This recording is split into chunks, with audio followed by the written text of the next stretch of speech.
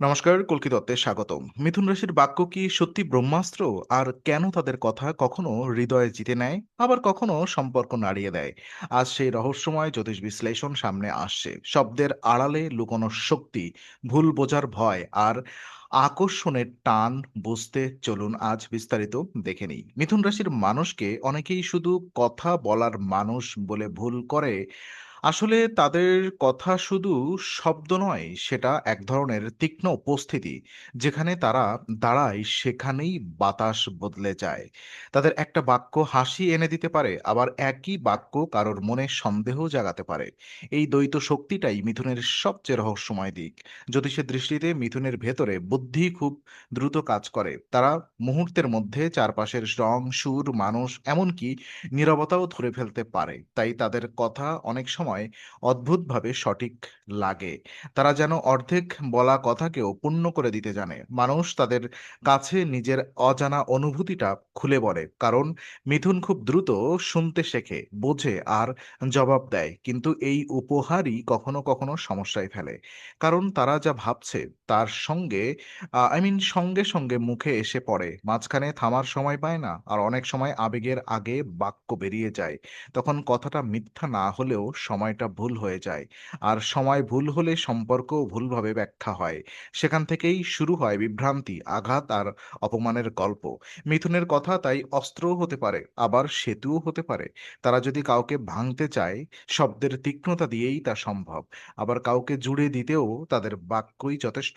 আর এই রাশির শক্তি আসলে কণ্ঠে নয়, কণ্ঠের পেছনের বুদ্ধিতে। আর সেই বুদ্ধি কখন আলো হয়ে ওঠে আর কখন ছায়া, সেটাই এখন সবচেয়ে বড় প্রশ্ন। তাই মিথুনকে বুঝতে হলে শুধু কথার শব্দ শোনা যায় না, কথার শক্তি, কথার গতি, থেমে যাওয়া আর হাসির ভেতরের বিরক্তিটাও ধরে হয়। এই সূক্ষ্মতা যারা বোঝে তারাই তাদের সবচেয়ে কাছের মানুষ হতে পারে। মিথুন রাশির মানুষ কথাকে অনেক সময় ঢাল হিসেবে ব্যবহার করে।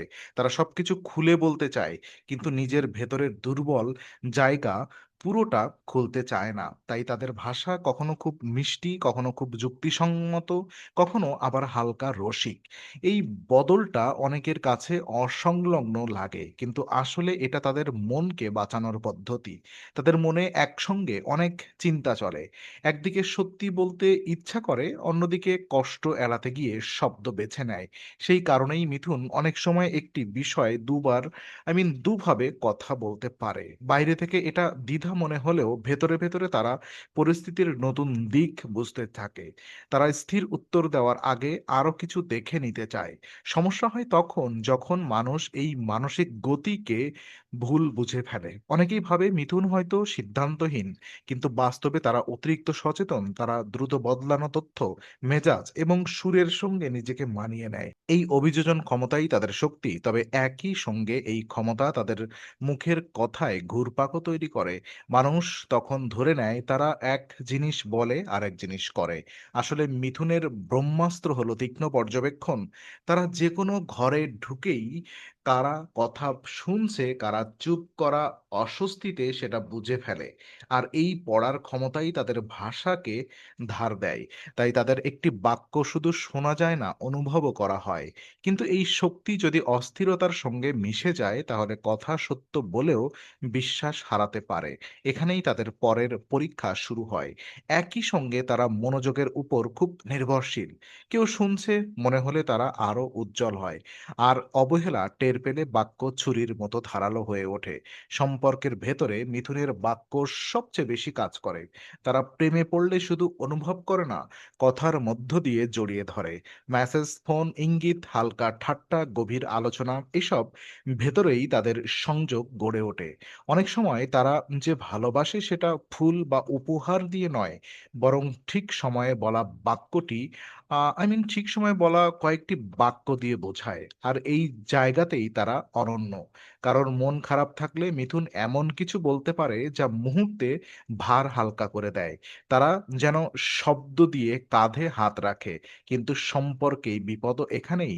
যখন তারা আহত হয় তখন কথাই কেটে যায়, নীরবতা আসে, বা আসে এমন একটি বাক্য যা ভেতরে গভীর দাগ ফেলে। মিথুনের জীব তখন তীরের মতো, তারা উদ্দেশ্য করে আঘাত নাও দিতে পারে, কিন্তু রাগে বলা শব্দ অনেক দূর পর্যন্ত গিয়ে লাগে। জ্যোতিষের ভাষায় মিথুন যোগাযোগের রাশি, তাই তাদের কাছে কথা কেবল বিনিময় নয়, সংযোগের রসদ। তারা কাউকে কাছে টানতে পারে, আবার অজান্তে দূরেও ঠেলে দিতে পারে। কারণ তাদের ভালোবাসা স্থির নদীর মতো নয়, বর্তমান চলমান বাতাসের মতো। সেই বাতাস কখনো কোমল, কখনো ঝড়ের মতো। আর এজন্যই মিথুনকে প্রেমে এক ধরনের কূটনৈতিক বুদ্ধি শিখতে হয়। সব সত্য একসঙ্গে বলা প্রয়োজন নেই, কিন্তু সবসময় নিজেকে লুকিয়েও রাখা যায় না। যে সম্পর্ক কথার ওপরে দাঁড়িয়ে, সেখানে শব্দের যত্ন খুব জরুরি। মিথুন যদি হৃদয়ের সঙ্গে কথা বলে, তাহলে তাদের বাক্য শুধু আকর্ষণ নয়, নিরাপত্তাও তৈরি করতে পারে। আর সেটা পারলে সম্পর্কের ছবি বদলে যায়। তাই তাদের জন্য নির্ভরতা তৈরি করতে হলে শুধু প্রেম নয়, নিয়মিত উপস্থিতি দরকার। একটা নির্দিষ্ট ফোন, একটা স্থির সময়, একটা বিশ্বাসযোগ্য রুটিন, এসবই তাদের মনকে শান্ত করে। মিথুনের কথা শুধু প্রেমে নয়, সামাজিক জীবনেও শক্তিশালী। তারা এমন মানুষ যারা নীরব ঘরেও আলাপের স্রোত বইয়ে দিতে পারে। অচেনা পরিবেশে অনেকেই যেখানে চুপ করে থাকে, মিথুন সেখানে কথা দিয়ে বরফ ভাঙে। তারা দলকে জুড়ে রাখে, দুজনের মধ্যে সেতু তৈরি করে, আর বিপরীত মতের মানুষদেরও কিছুক্ষণের জন্য একসঙ্গে বসিয়ে দিতে পারে। এই ক্ষমতা সহজ নয়, তবে এই শক্তির আরেকটি মুখ আছে। মিথুন যখন ক্লান্ত, বিরক্ত বা অস্থির থাকে, তখন তারা কথা দিয়ে পালাতে চায়, প্রশ্নের উত্তর না দিয়ে নতুন প্রশ্ন তোলে, অস্বস্তি এড়াতে হেসে দেয়, গভীর আলোচনার বদলে হালকা প্রসঙ্গে সরে যায়। বাইরে থেকে এটা চালাকি মনে হতে পারে, কিন্তু অনেক সময় এটা ভেতরের চাপ সামলানোর উপায়। তারা সব অনুভূতি একসঙ্গে বহন করতে পারে না। আর এই রাশির মানুষদের অনেকেই লেখক, বক্তা, শিক্ষক, বিক্রেতা, পরামর্শদাতা বা মধ্যস্থতাকারী ভূমিকায় স্বচ্ছন্দ বোধ করে, কারণ তাদের বাক্যে গতি আছে, এবং গতি থাকলেই মানুষ থেমে শোনে। তারা জটিল বিষয়কে সহজ করে বলতে পারে, আর সহজ কথাতেও নতুন রং আনতে পারে। সেটাই তাদের আসল প্রতিভা। কিন্তু প্রতিভা যত বড় হয়, দায়িত্বও তত বড় হয়। সামান্য অসতর্ক বাক্য কখনো ভুল বোঝাবুঝি তৈরি করে, কখনো গোপন ভরসা নাড়িয়ে দেয়। তাই মিথুনের জন্য সবচেয়ে জরুরি বিষয় হলো কথা বলার আগে এক মুহূর্ত থামা। আর সেই এক মুহূর্তই তাদের শক্তিকে ছড়িয়ে না দিয়ে কেন্দ্রীভূত করে। আর তখনই বাক্য সত্যি ব্রহ্মাস্ত্রের মতো কাজ করে, ভাঙার জন্য নয়, গড়ার জন্য। এই কারণেই তাদের কথায় মানুষ ভরসা করে। তারা পরিস্থিতি দ্রুত পড়ে ফেলতে পারে, তাই সময় মতো সঠিক শব্দ বেছে নিলে বড় ভুল এড়ানো যায়। মিথুনের কথার শক্তি এত বেশি হওয়ার মূল কারণ হলো তাদের ভেতরের চলমান মন। তারা এক জায়গায় আটকে থাকতে চায় না। নতুন তথ্য, নতুন মুখ, নতুন সুর, নতুন ভাবনা, এসব তাদের টানে। তাই তারা অনেক সময় কথা বদলায় না, বরং পরিস্থিতি বদলানোর সঙ্গে সঙ্গে দৃষ্টিভঙ্গি বদলায়। কিন্তু অন্যরা এই পরিবর্তনকে বিশ্বাসঘাতকতা ভেবে বসে। এখানেই অনেক ভুল হয়। আসলে মিথুনের জন্য সত্য মানে শুধু একটি স্থির বাক্য নয়, সত্যের একাধিক স্তর তারা দেখতে পায়। আজ যা বলা দরকার, কাল তার জন্য তার অন্য ব্যাখ্যা আসতে পারে। এই সূক্ষ্মতা বুঝতে না পারলে মানুষ তাদের অস্থির ভাবে। আর মিথুন তখন নিজেকে রক্ষা করতে গিয়ে আরো বেশি কথা বলতে শুরু করে।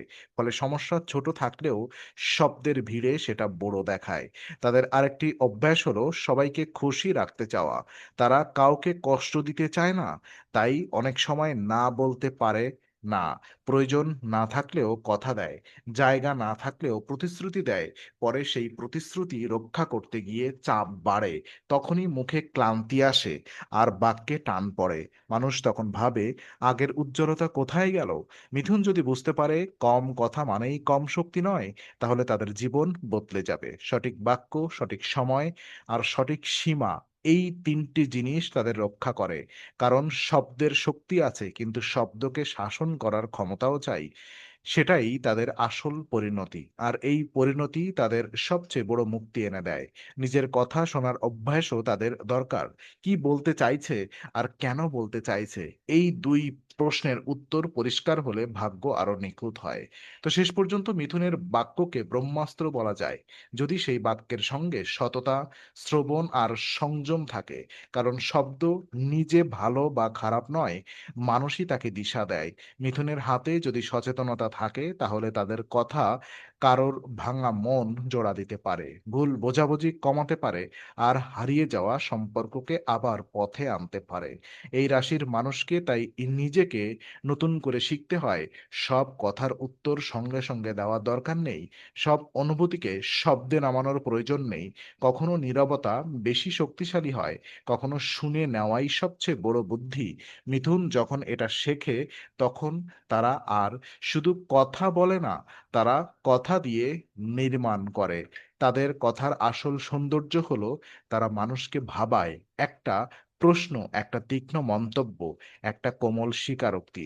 এসবের ভেতর দিয়ে তারা অন্যের মনকে কেড়ে নেয়, নেড়ে দেয়। কিন্তু সেই নাড়া যেন ভাঙনের জন্য না হয়, যেন জাগানোর জন্য হয়, এটাই মিথুনের উচ্চতর পথ। এটাই তাদের প্রকৃত শক্তি।